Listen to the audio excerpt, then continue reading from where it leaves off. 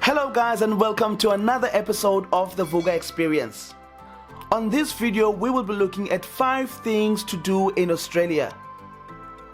Now I know there are plenty of things you can do in Australia, but on this particular video we'll only be looking at 5 things. So without wasting any of your time, let's get straight into it.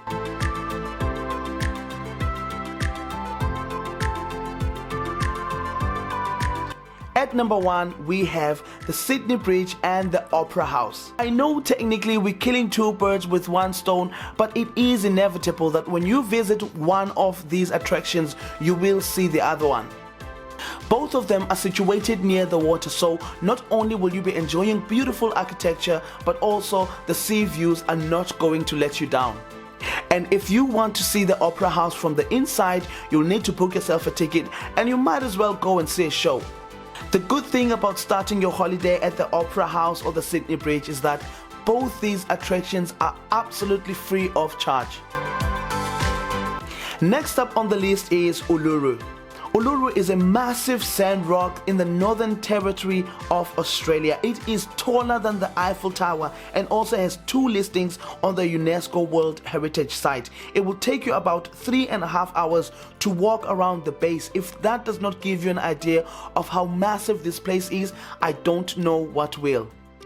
And if you want to stay overnight in the area, you can actually go glamping for about 110 Australian dollars, which is 1,245 rands in today's exchange rate, or 59 pounds.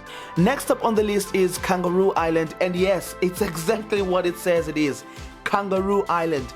It's an island occupied by sea lions, koala bears, different bird species, and most importantly, kangaroos. A trip to the island will cost you around 98 Australian dollars, which translates to 1,110 rands or 52 pounds.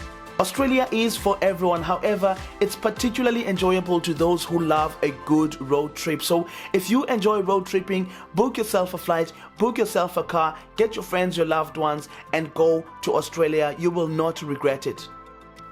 Next up on the list is wine tasting.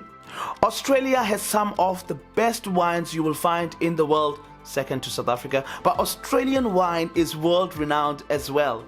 Now on average, a wine tasting tour in Australia that lasts about 6+ hours is going to cost you 148 Australian dollars, which is 1,682 rands or 80 pounds.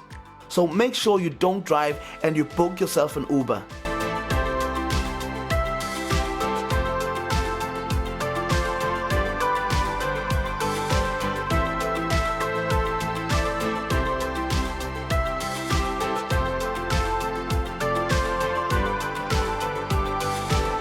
However, if you want to take incredible pictures, you need to take a road trip down the coastline of Australia. But be careful, because in all this beauty, there is also danger with saltwater, crocodiles, and sharks as well. So only swim where it's designated to swim, or else stand on the shoreline and take pictures.